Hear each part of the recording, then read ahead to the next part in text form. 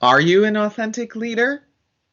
I know it's a big question right now. It seems to be one of the words that we see a lot out on social media. So let's talk about that.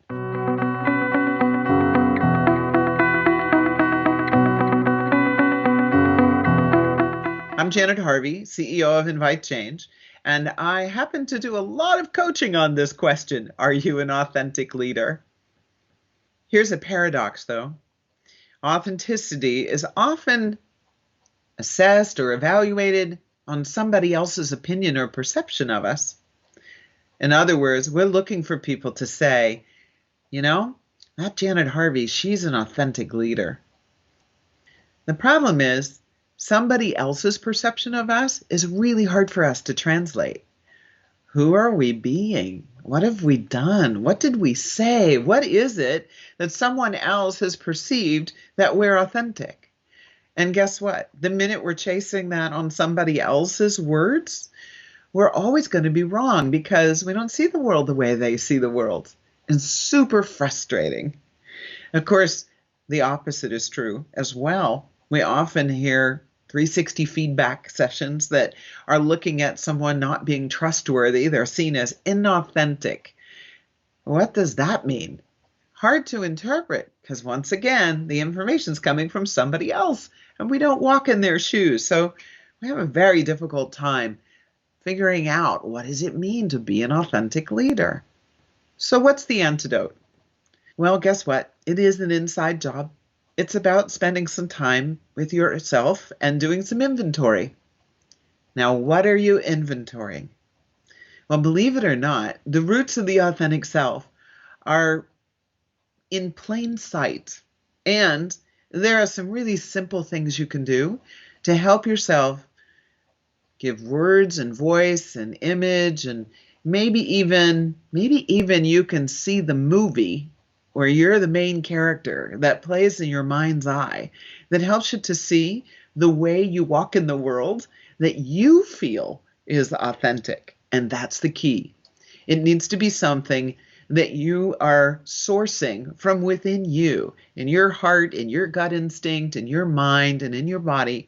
What is the way that you have ease and flow in your life? Those are a couple of somatic clues, body clues, physical cues that tell you that you are being authentic, true to yourself.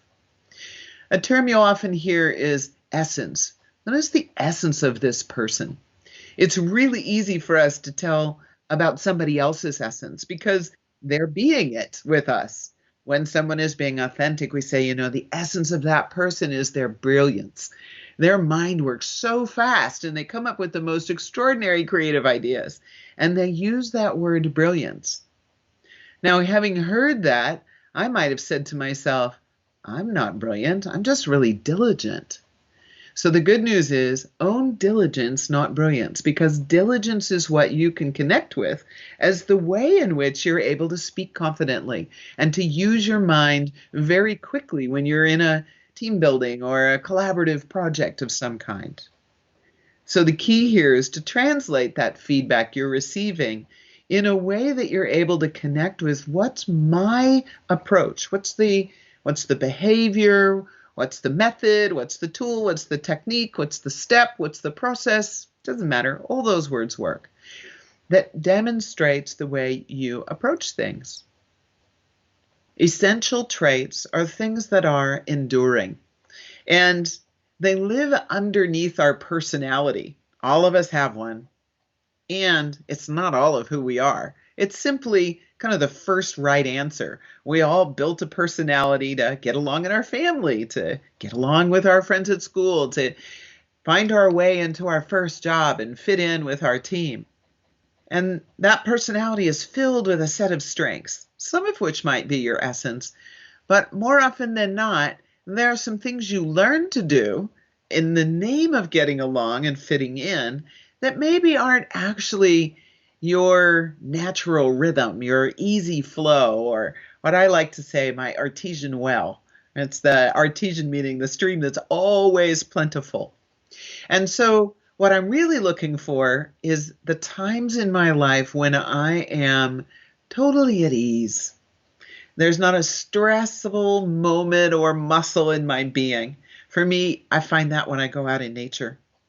When I'm walking in nature and I'm letting myself tune into all the sounds, the wind in the trees, the birds that are flying. I live on an island, so I listen for the sound of the waves. And when I let myself tune in at that level of quietness, I notice my heart speaks to me and my intuition starts to be heightened.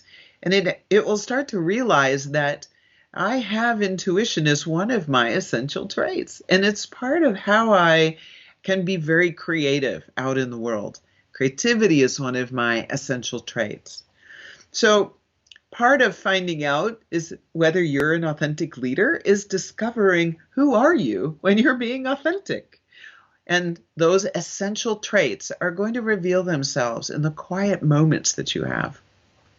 Another doorway in, of course, is the practices you have in your life. What are the ways in which you connect to your natural rhythm? How do you relax and slow down and come back home to yourself and have those moments? For me, it's often sitting on the couch with a good book on a Saturday afternoon when it's stormy and rainy out and I've got a cup of tea and I feel complete contentment. Oh my gosh, that's another word. When I have a practice of contentment, when I'm really diligent about my contentment, I find my joy and I find my deep compassion for other human beings. I'm not so run ragged, busy doing. So my practices that keep me connected to the essence of who I am tell me a lot about my authentic self. A third place you can look are your values. What are the core values by which you make decisions and choices in your life? Do you know what they are? Are you current with them? Do you know which ones have the highest priority in the business setting that you're in as a leader? Those are going to be really good indicators about whether or not each of your decisions are in integrity. Are they congruent with that value system? And you might also have some guiding principles. One of mine is early is easy. When I'm being proactive and anticipating, and I'm ahead of schedule on commitments for my work in the coming week, I have those moments for contentment and I can stay connected to my joy and I have a sense of humor with my team instead of feeling like I have to crack the whip to get anything done. So these four things I call the roots of the authentic self. Essential traits, our practices to connect to that essence, our value system, and our guiding principles. Spending a bit of time articulating that for yourself, maybe discovering it for the first time, is going to give you your own GPS for how to be an authentic leader in the workplace. It really is an inside job. Our team has a number of videos here on leadership for you to check out and enjoy discovering your authentic self.